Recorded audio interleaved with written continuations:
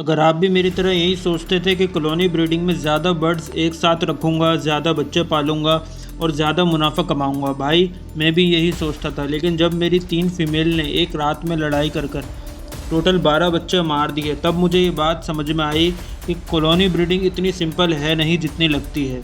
आज की इस वीडियो में आपको 8 बड़े मसले बताऊंगा जो कॉलोनी ब्रीडिंग में आते हैं और आखिर में सॉल्यूशन भी दूंगा। तो वीडियो एंड तक ज़रूर देखना, ये वीडियो आपकी सालों की मेहनत बचा सकती है। मसला नंबर 1, फीमेल्स की आपस में लड़ाई। ये सबसे कॉमन और डेंजरस मसला है कॉलोनी ब्रीडिंग में। जब आप एक केज में मल्टीपल फीमेल्स रखो तो वो नेक्स्ट बॉक्स के लिए लड़ती हैं। बजी फीमेल नेचुरली टेरिटोरियल होती हैं, इन्हें लगता है कि ये मेरी जगह है। और ये लड़ाई कोई नॉर्मल लड़ाई नहीं होती, ये फीमेल्स आपस में एक दूसरे की जान भी ले लेती हैं।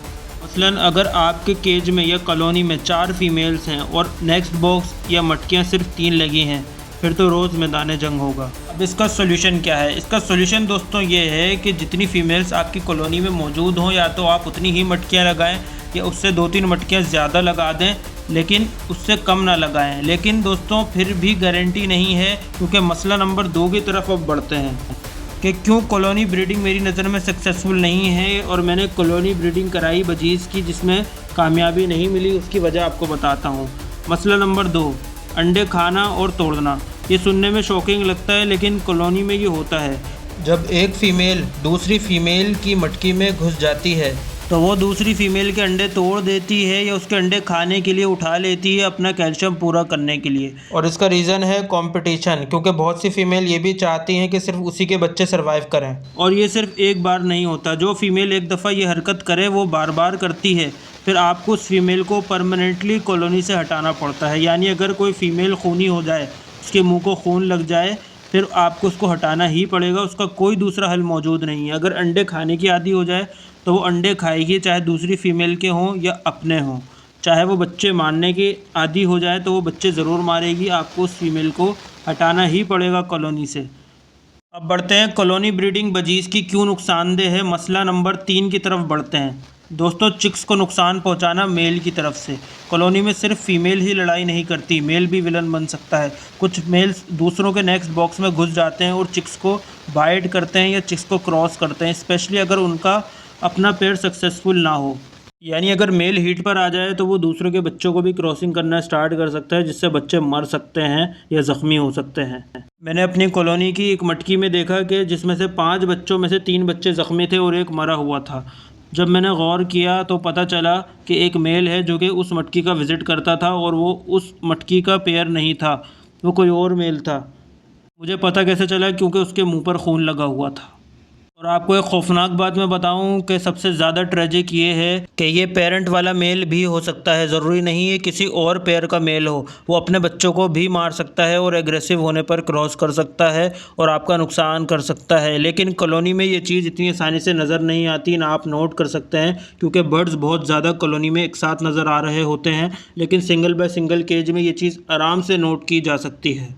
मसला नंबर 4 जो मेरी नज़र में सबसे ज़्यादा बड़ा मसला है कि आप ब्रीडिंग को कंट्रोल नहीं कर सकते। आपको नहीं पता कि कौन सा मेल किस फीमेल के साथ लगा हुआ है और इसका क्या रिज़ल्ट आएगा। इन ब्रीडिंग भी हो सकती है, मतलब अगर कॉलोनी बहुत ज़्यादा बड़ी है और उसी के अंदर सारे बच्चे निकल रहे हैं और आगे जाके वो पेयर बना रहे हैं, तो थोड़ा सा डिफेक्ट आ सकता है। आगे जाके बच्चों में बच्चे कंदम भी निकल सकते हैं। मतलब बजीज़ में आमतौर पे वो बच्चे बहुत पैदा होते हैं जिनके पर नहीं होते, और आमतौर पे कॉलोनी में इस तरह के बच्चे ज़्यादा पैदा होते हैं बनिस्बत सिंगल बाय सिंगल केज में, क्योंकि आप हर चीज़ का उसमें ख्याल कर सकते हैं और आपको पता होता है कि किसकी ब्लड लाइन में डिफेक्ट है और आप उस बर्ड को फ़ौरन अलग कर देते हैं या उसका पेयर तोड़कर मेल या फीमेल को चेंज कर देते हैं, जिससे आपको बेहतर नताइज हासिल होते हैं। ख़ास तौर पे अगर आप म्यूटेशन ब्रीडिंग कराना चाहते हैं, लुटिनो, अल्बाइनो, स्पेंगल, कॉलोनी में ये काम इम्पॉसिबल हो जाता है। अब बढ़ते हैं मसला नंबर 5 की तरफ। बीमारी बहुत तेज़ी से फैलती है, ये कॉलोनी ब्रीडिंग का सबसे ख़तरनाक पहलू है जो मैं आपके सामने रख रहा हूँ। एक बर्ड बीमार हो और कॉलोनी में रखने का मतलब ये है कि तमाम परिंदों पर रिस्क है अब बीमारी फैलने का। क्यों? क्योंकि कॉलोनी में परिंदा एक ही बर्तन से पानी पीता है। अगर बीमार परिंदा किसी बर्तन में पानी पी ले तो सारे ही बजीज़ आपके उसी बर्तन में पानी पी रहे होंगे और खाना भी एक ही बर्तन में खा रहे होंगे, तो बीमारी फैलना कोई बड़ी बात नहीं है तमाम परिंदों के अंदर। और ये तमाम कॉलोनी के बजीज़ एक दूसरे की मटकियों में जाते हैं, एक दूसरे के पास जाते हैं, बच्चों के पास जाते हैं, तो बच्चों तक बीमारी भी फैल सकती है। PBFD, polyoma virus, mega bacteria, Ranikhet, ये सब कॉलोनी में रॉकेट की स्पीड से फैलने वाली बीमारियां हैं।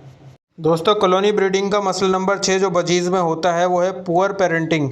ठीक है दोस्तों, कॉलोनी में डिस्ट्रैक्शन बहुत ज़्यादा होती है, शोर बहुत ज़्यादा होता है, फ़ाइट बहुत ज़्यादा होती है। इसका सीधा सीधा असर पेरेंटिंग पर पड़ता है। कुछ पेरेंट जब कॉलोनी में ज़्यादा हलचल हो अपने चिक्स को प्रॉपरली फीड कराना छोड़ देते हैं। ये एक फ़ीमेल दूसरी फ़ीमेल के नेस्ट में घुस जाती है और वहाँ पनाह ले लेती है और अपने बच्चों को छोड़ देती है, जिससे बच्चे कमज़ोर होकर मर भी सकते हैं। और दूसरी बात मैं आपको एक और बताऊँ कि बजीज़ का बच्चा हैंड फीट पर इतनी आसानी से सर्वाइव नहीं करता। लव बर्ड का बच्चा कर लेता है, कॉकटेल का बच्चा भी कर लेता है, लेकिन बजीज़ का बच्चा बहुत मुश्किल से सर्वाइव करता है हैंड फीट पर। उसके लिए बहुत ज़्यादा एक्सपर्टीज़ चाहिए होती हैं। मसला नंबर 7 है दोस्तों, फ़ीमेल की ओवर ब्रीडिंग। फ़ीमेल का जिस्म कमज़ोर हो जाता है, उससे कैल्शियम ख़त्म हो जाता है बार बार ब्रीड कर क्योंकि सेपरेट केज में आप फ़ीमेल की कंडीशन के हिसाब से उसको रेस्ट दे सकते हैं, लेकिन कॉलोनी में ये चीज़ पॉसिबल नहीं हो पाती, जिससे उसकी हड्डियों का सारा कैल्शियम निकल जाता है और वो वीक हो जाती है और 1 से 1.5 साल के अंदर बूढ़ी भी हो जाती है बजीज़ की फ़ीमेल। मसला नंबर 8 है दोस्तों, रिकॉर्ड कीपिंग तकरीबन इम्पॉसिबल है। पेयर ब्रीडिंग में आप क्लियरली लिख सकते हैं ये चिक पेयर ए से निकला है, मतलब ये इस म्यूटेशन का चिक है, ये फलां का स्प्लिट है, आगे जाके ये बच्चे निकालेगा। कॉलोनी में कोई गारंटी नहीं है कि फ़ादर कौन है। वैसे बजीज़ को इतनी महंगी म्यूटेशन नहीं रही। नॉर्मल बजीज़ की अगर बात करें 700 800 हज़ार रुपये तक का आपको जोड़ा आराम से मिल जाता है, इसीलिए इस पॉइंट की इतनी अहमियत नहीं है। तो दोस्तों, अब बढ़ते हैं सोल्यूशन की तरफ कि कॉलोनी ना लगाएं तो क्या करें बजीज़ की। अब सवाल आपके जहन में आ रहा होगा कि अब बजीज़ की कॉलोनी नहीं लगाएं, तो उसका जवाब है दोस्तों, ऐसा बिल्कुल भी नहीं है। मैंने आपको ये कहीं नहीं बोला कि आप बजीज़ की कॉलोनी ना लगाएं। कॉलोनी का अपना एक फ़ायदा है। अगर आपका गोल सिर्फ नंबर्स बढ़ाना है, तादाद बढ़ाना है, आपको म्यूटेशन की कोई परवाह नहीं है, ठीक है, और आपके पास बड़ी जगह है, तो कॉलोनी चल सकती है। अगर आपके पास टाइम की कमी है तो कॉलोनी चल सकती है। तो आप एक एवरेज निकाल सकते हैं कि आपको कितना फ़ायदा हो रहा है। सिंगल बाय सिंगल से तो कम ही होगा, लेकिन होगा ज़रूर। लेकिन अगर आप एक अच्छी ब्रीडिंग बनाना चाहते हैं, अपने पास एक अच्छा सेटअप बनाना चाहते हैं, अच्छे ब्रीडर बनना चाहते हैं, तो आपके लिए आंसर यही है कि आप पेयर बाय पेयर ब्रीड लगाएं सिंगल बाय सिंगल केज में। याद रखो, एक केज एक pair, complete control. Pair breeding में आप जानते हो कि बाप कौन है, माँ कौन है, कौन सी म्यूटेशन आई, फीमेल को कब रेस्ट देना है और बीमारी कब फैल रही है, कैसे इलाज करना है। बर्ड को आप प्रॉपर्ली क्वारंटाइन कर सकते हैं।